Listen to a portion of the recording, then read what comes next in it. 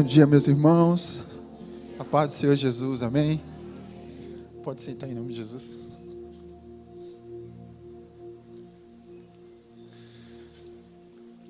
É gratificante estar aqui nessa manhã, depois de louvores tão abençoados, ministrados ao nosso coração, ministrados à nossa vida.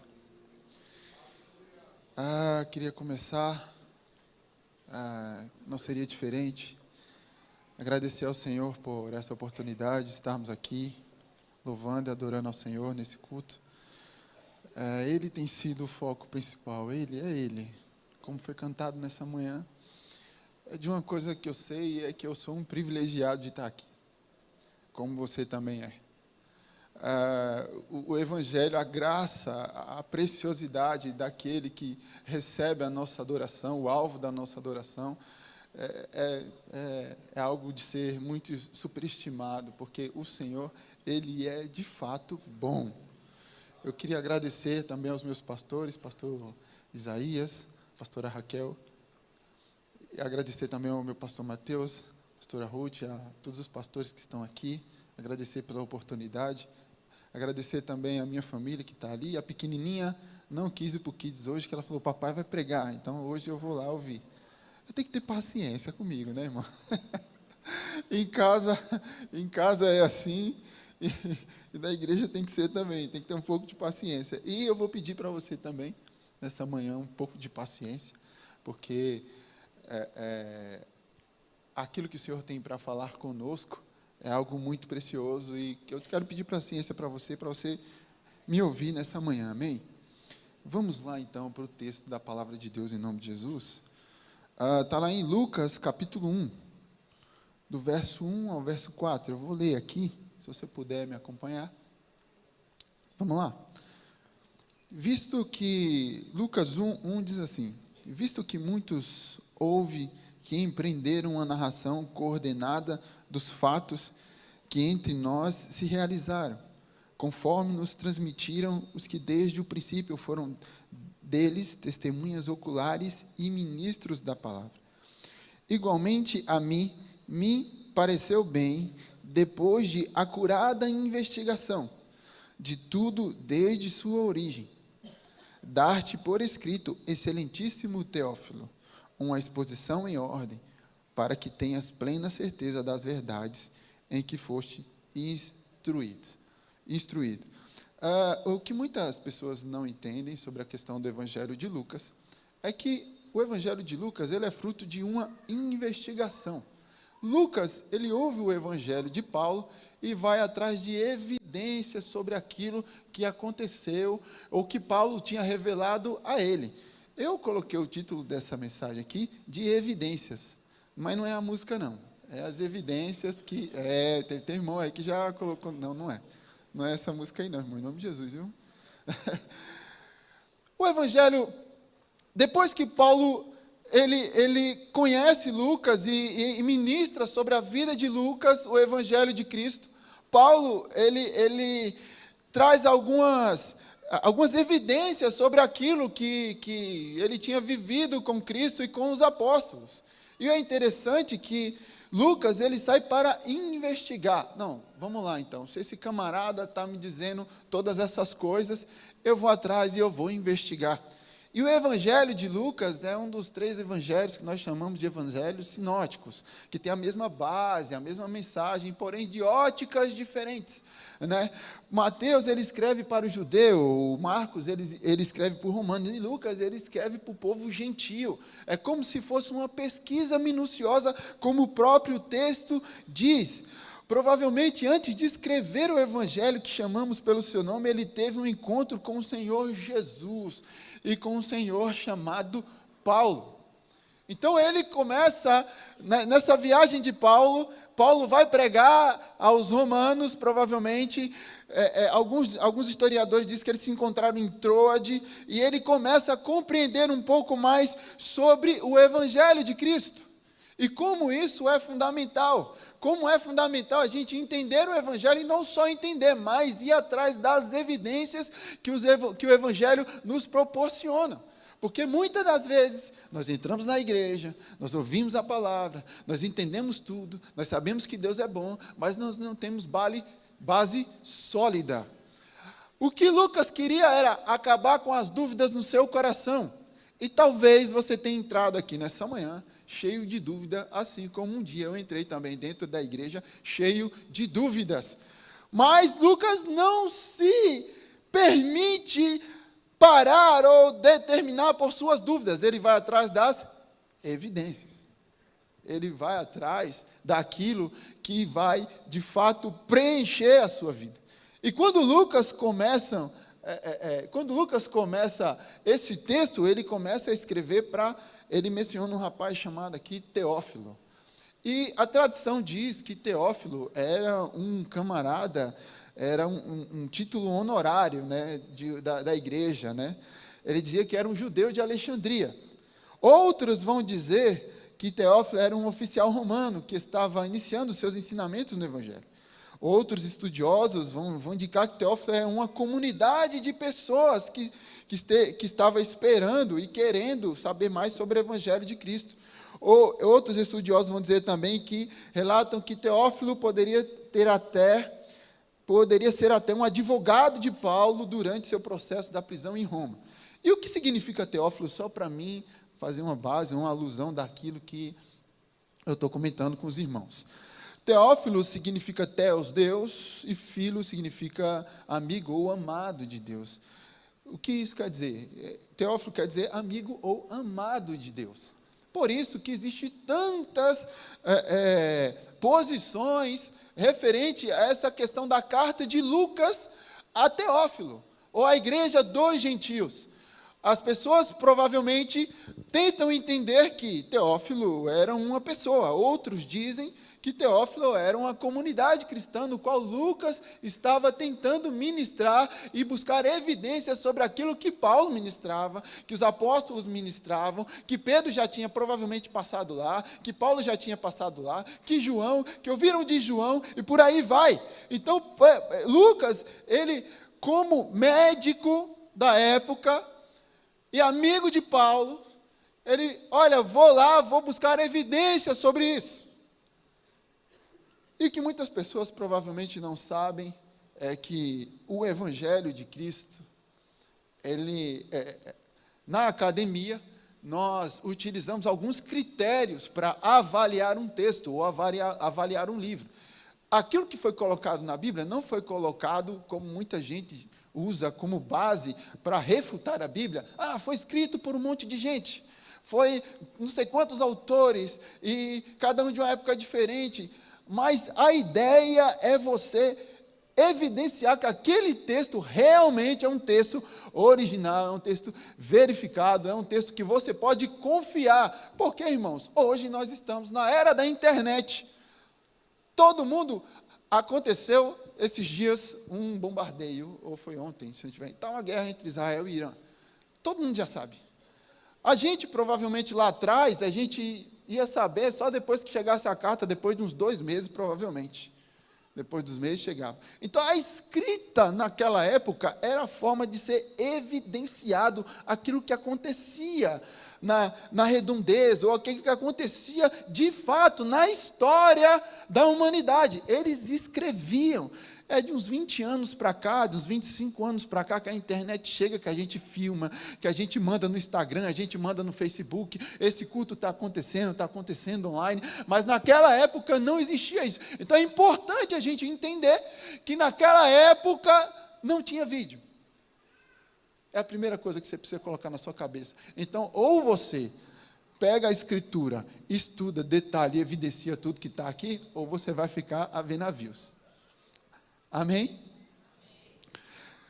E tem alguns critérios, como eu falei. O primeiro critério, a autenticidade, a tradição, fontes internas, estilo de escrita, o método de análise, a crítica textual, compara diferentes versões dos manuscritos para determinar a melhor versão do texto. A análise filológica, isso mesmo. A análise filológica, a análise da gramática, do idioma e da estrutura do texto ajuda a identificar a época e a cultura em que o texto foi escrito. A análise histórica, a análise do contexto histórico e social para entender o significado do propósito do texto. E as evidências externas, que são as testemunhas e as evidências arqueológicas. Amém? Até aqui tudo bem, né? Deus, irmãos, é um Deus de evidência. Deus, ele trabalha com evidência. Eu não sei você, mas na minha vida, Deus já evidenciou várias vezes que Ele é Deus e que Ele existe. E eu tenho um monte de prova disso. Às vezes o que acontece? Quando chega a perseguição, quando chega a dor, quando chega a prova, quando chega a luta, o que acontece? A gente pega Deus e fala, Deus, o Senhor esqueceu de mim? Esqueceu não. É só o processo. É só a maturidade. Se uma das coisas que você fosse entender na Bíblia, estudasse a Bíblia, você ia entender que Deus, ele é um Deus de processo. Irmão, Deus não é aquele Deus que filma hoje e põe amanhã. Deus, ele começa a tratar você devagarzinho. Ele vai lapidando. Ele vai paulatinamente. É igual cabelo branco, irmão. Não nasce tudo de uma vez só. Né? Nasce um, eu já estou com alguns até.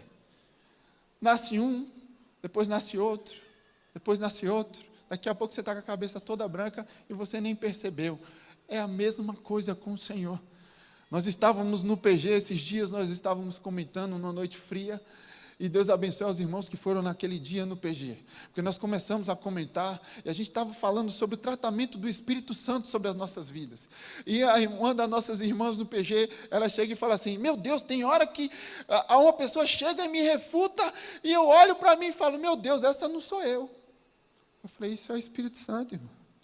É o Espírito Santo trabalhando na gente. A metanoia não acontece na nossa cabeça da noite para o dia. A metanoia, ela vai de acordo com o que a gente vai estudando, vai entendendo, vai procurando as evidências bíblicas. O Espírito Santo vai trabalhando, vai trazendo à tona, vai trabalhando nosso caráter, vai nos moldando a forma com que Cristo é. Porque Ele é a nossa referência. Por isso que Deus é um Deus que trabalha com evidência.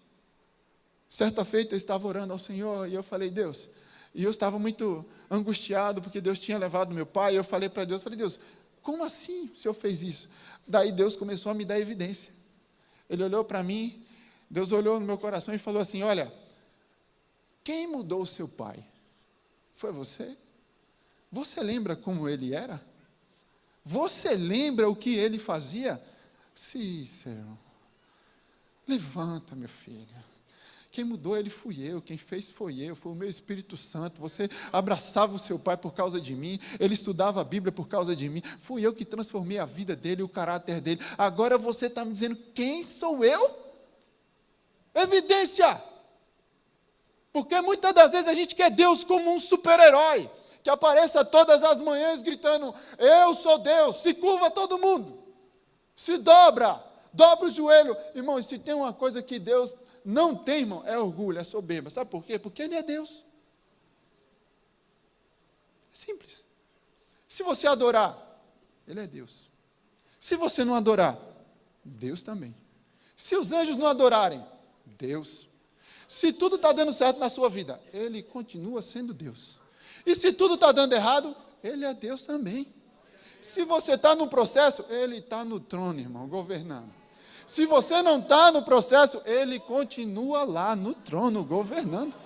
Não interessa. Se o sol amanheceu no dia, Ele é Deus. Se não amanheceu, está no trono, governando também. Se você dá glória, amém, glória a Deus, Ele vai receber. Se você não dá também, Ele continua lá.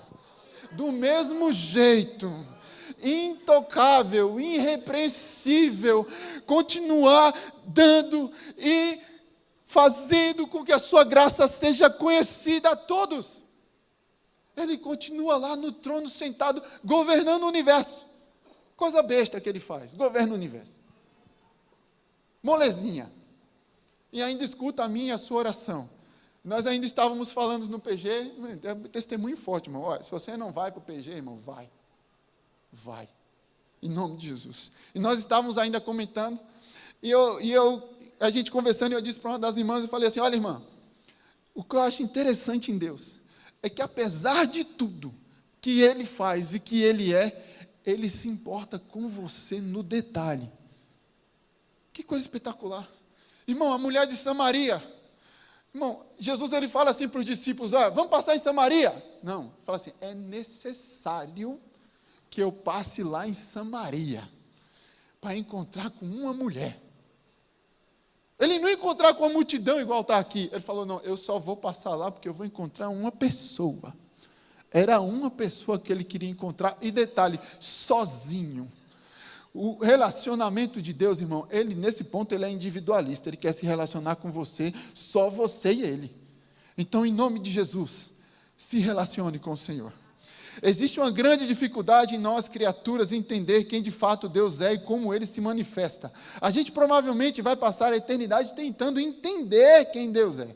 É errado olhar para a Bíblia e enxergar um livro de perguntas e respostas, pois a Bíblia é Deus se revelando. Não tudo, mas Ele se revela. Revela a sua conduta e detalhe, e não passa a mão na cabeça de ninguém. É nesse cenário. É necessário entender que a palavra de Deus está acima de nossas convicções, ideologias e militâncias. Quem ousa chegar a Deus e dizer que ele está errado? Irmão, teve um rapaz, um camarada, chamado Jó, que depois de perder tudo, passar por um processo terrível, eu vou resumir a história dele aqui, ele chega até Deus e vai dialogar com Deus. Irmão, para quê? Para que ele foi dialogar? Deus começa a dar umas respostas para Jó. Jó, onde é que você estava quando eu criei o universo? Ô Jó, quando você estava quando eu levantei o sol? Ô Jó, e Jó para por aí no final Jó diz assim, bem sei eu que tudo podes, e nenhum dos teus pensamentos pode ser impedido. Irmão, quando você tem um encontro de fato com Deus, irmão, a mentalidade muda. A ideia sobre Deus muda, porque Ele começa a te dar um monte de evidências. Quem daqui um dia não foi Lucas ou ainda procura entender ou compreender tudo aquilo que nos cerca e de fato sim, não ver Deus, não torna Ele inexistente. Como eu estava falando antes, as pessoas procuram entender Deus. Eu ouvi esses dias um homem dialogando com alguns ateus e um deles chegou para ele e falou assim, olha, quem é seu Deus? Me prova. Fala para mim quem Ele é. Eu quero ver Ele. Onde está o escrito, onde está o vídeo, onde foi que ele apareceu? Irmão, misericórdia. Como que a gente pode olhar para Deus com tão mesquinhagem? A gente não olhar para Deus de fato como Ele é.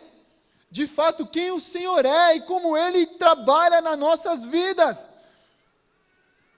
E a gente tem aqui razões e motivos para que nós possamos adorar o Senhor.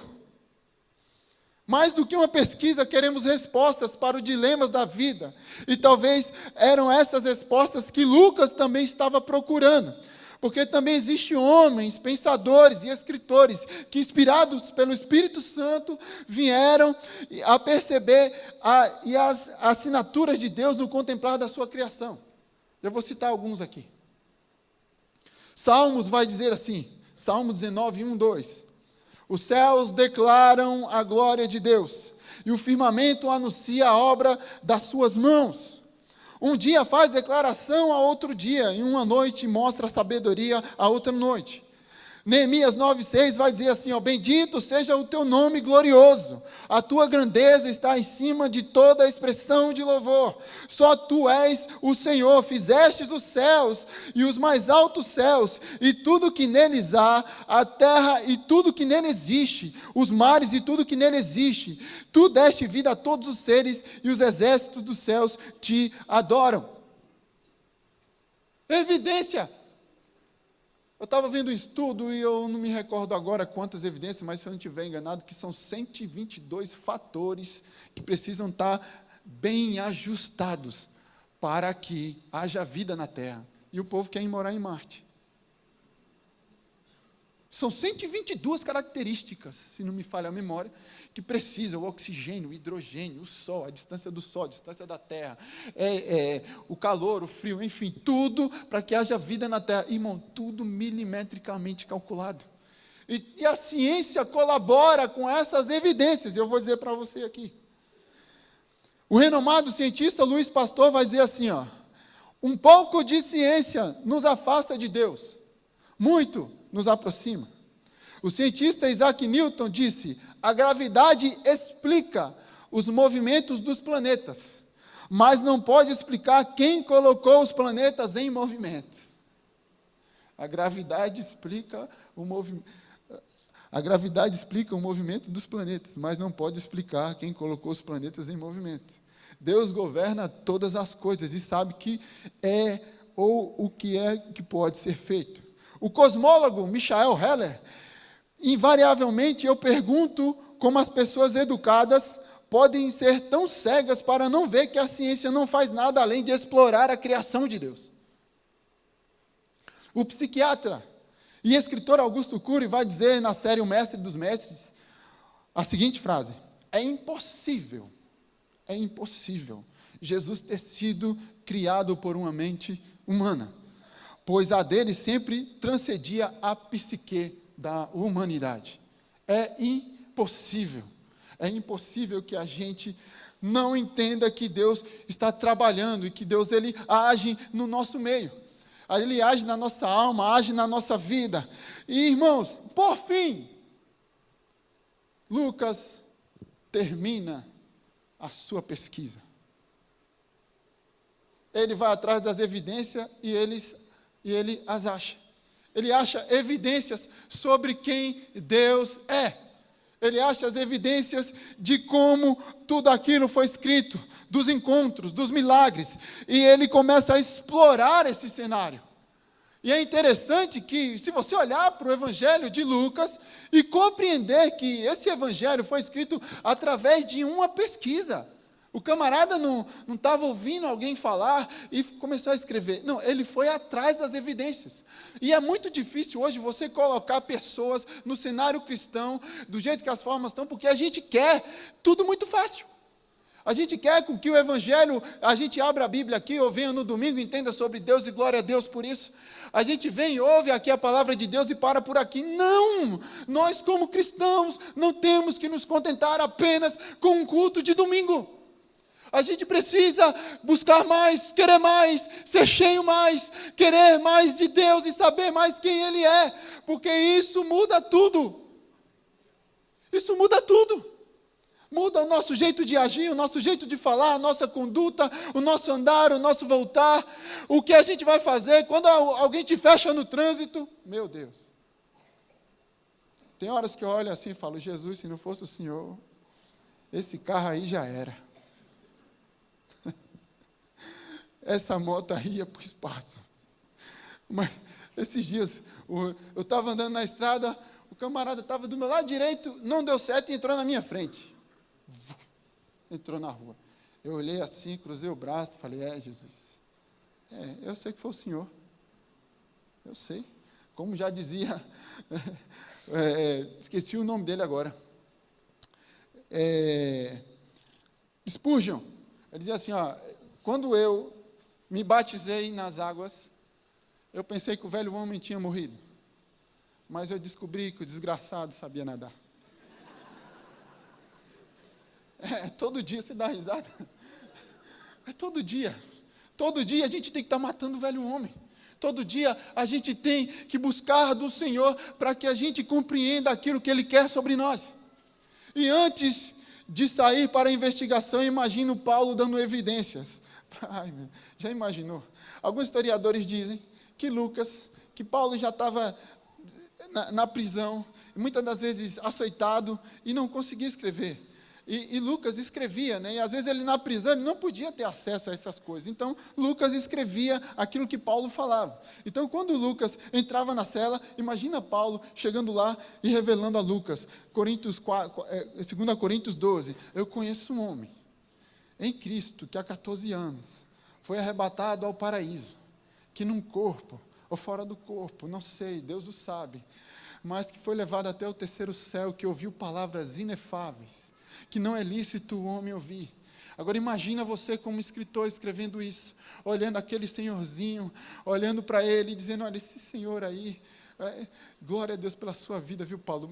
Vai me revelando aí, vai me revelando porque eu vou escrevendo. E não bastando isso, aquilo que Paulo havia revelado, ele sai para pesquisar, sai para investigar. E aqui, É sensacional o resultado dessa investigação, dessas evidências. Eu acho espetacular, irmão, quando a gente começa a entender. Quando a gente vai para o seminário, é sensacional isso. Irmãos, a gente entende, a gente começa a estudar panorama bíblico, e a gente estuda que houve 400 anos de silêncio, que Deus assim não falou praticamente nada. Né? A gente chama de silêncio profético aí. Né? De Malaquias a Mateus, houve um espaço ali de 400 anos, mais ou menos. E a gente chama isso de silêncio profético. Mas parece que Deus não falou nada. Irmãos, e quando você descobre o que Deus estava fazendo, é espetacular. Deus nunca para. Jesus, certa feita, falou assim, ó, eu trabalho e meu pai também trabalha até hoje. Então, uma coisa que você pode ter certeza, irmão, quando chegar no céu, é que você vai trabalhar. Posso ouvir um glória? Você não vai cansar. Essa é a vantagem. Você não vai cansar, mas trabalhar você vai. Então, assim, o problema de hoje da gente é o quê? É o descanso. Porque quanto mais a gente trabalha, mais cansado a gente fica. Então, lá a gente não vai cansar, irmão. Então, você vai trabalhar o dia inteiro, de boa. Eu fico imaginando, às vezes, quando a gente chegar no céu. Eu falo, Deus, eu imagino Deus... Irmão, eu falei aqui que Deus ele é individualista no relacionamento. Eu falei, Deus, eu imagino o Senhor trazendo uma fruta de açaí com cupuaçu e café para mim. Falei, ó, Cícero, acabei de fazer pensando em você, toma. Você já imaginou isso? Na eternidade? Glória a Deus. Glória a Deus. Imagina o relacionamento com Deus, mano, não vai ter mais barreira. A morte acabou. Aleluia. A dor acabou. O desespero acabou, o cansaço acabou. Acabou tudo, irmão. Agora é só você e Ele. Agora é só nós e Jesus na igreja. Na eternidade. É a igreja, Jesus, e na eternidade a gente, de tempos em tempos, é glória, é adoração, é majestade. Quando a Bíblia diz que a gente vai adorar a Deus, a Bíblia diz que tudo que nós façamos para a glória de quem? Para a glória de Deus. Então lá, irmão, é tudo. É comer glória de Deus. É tomar banho de cachoeira, eu acho que lá existe. Glória a Deus. É a terra, glória a Deus. É adoração, é glória, é tudo para a glória dEle. Irmão, sem sentir dor e cansaço, vai ser uma maravilha. Imagina se hoje já é bom estar aqui num culto desse, adorando ao Senhor, levantando a majestade, engrandecendo a Ele. Imagina lá, como é que vai ser isso? E esses 400 anos proféticos, irmão, quando passam, o que Deus está fazendo? Irmão, Deus permite que a Grécia meio que faça um monopólio no mundo. Deus, ele universaliza o grego. Era a língua mais falada da época. Escute só. Aí depois vem o Império Romano. O Império Romano, ele começa a pavimentar as estradas e colocar segurança em todos os arredores, ali da Ásia. Aí o que acontece, irmão? Vem Jesus, pá. Aí quem vem? Vem o Cordeiro Imaculado, vem o Evangelho. Aí o que acontece depois que Jesus é assunto ao céu, já tem língua para falar, já tem estrada para caminhar, para que a igreja saia e propague o Evangelho de Cristo. Deus está em silêncio, está fazendo nada. Vai nessa. Vai nessa.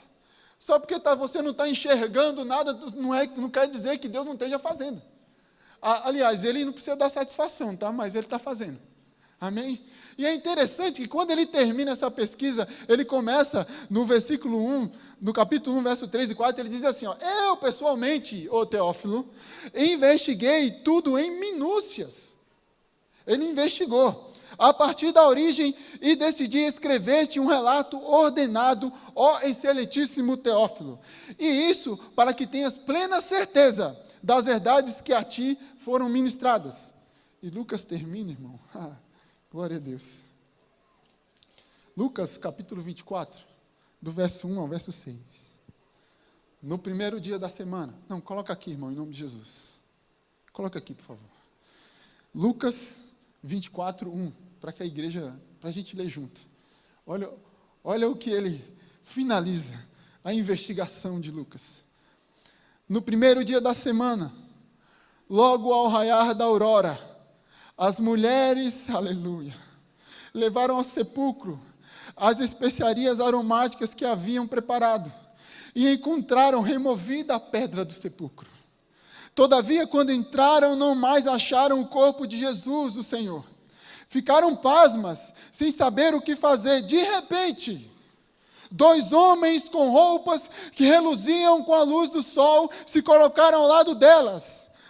Atemorizadas, as mulheres inclinaram o rosto para o chão e nesse momento os homens lhe questionaram: por quê? Por quê vocês estão procurando entre os mortos quem está vivo? Ele não está mais aqui. Ele ressuscitou.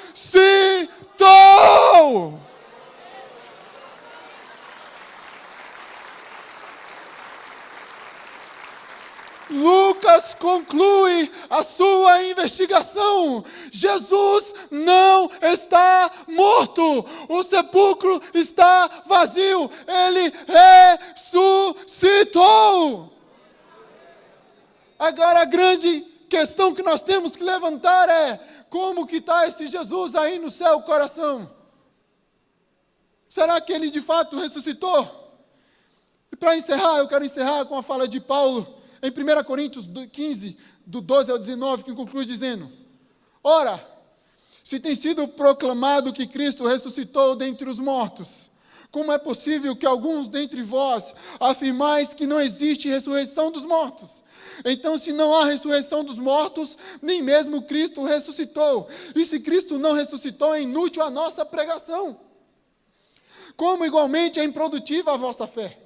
Pior que isso, seremos considerados falsas testemunhas de Deus, porque contra ele testemunhamos que ressuscitou a Cristo dentre os mortos.